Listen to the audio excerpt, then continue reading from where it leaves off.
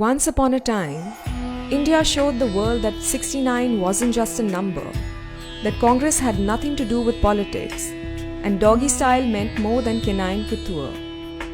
This Valentine's Day, RA is bringing sexy back with the Kama Sutra updated for the millennial. Lean back, switch off the porn, and get your freak on. First up is the textual congress. To derive maximum pleasure from this position, both partners sit facing one another, with their feet interlocked, their arms resting on each other's shoulders, while grasping their phones behind the other's back.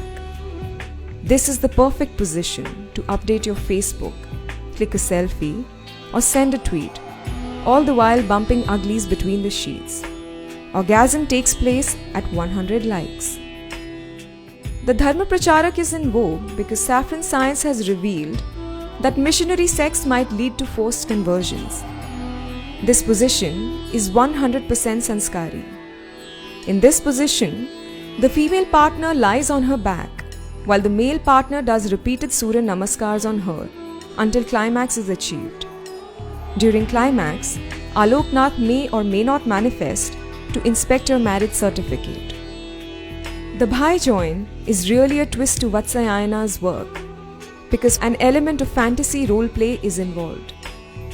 The male partner sits on a chair while the female partner sits on his lap, then both stretch out their arms, grasping an imaginary steering wheel and adopting an up and down motion to simulate virtual speed breakers, potholes, and pavement dwellers. Climax is prolonged and may take up to 14 years, at which point either partner may claim to have been absent during the act. The social justice warrior is by far the gentlest love-making position in the history of the Kama Sutra. While performing this, both partners curl into 69 shaped fetal balls facing one another.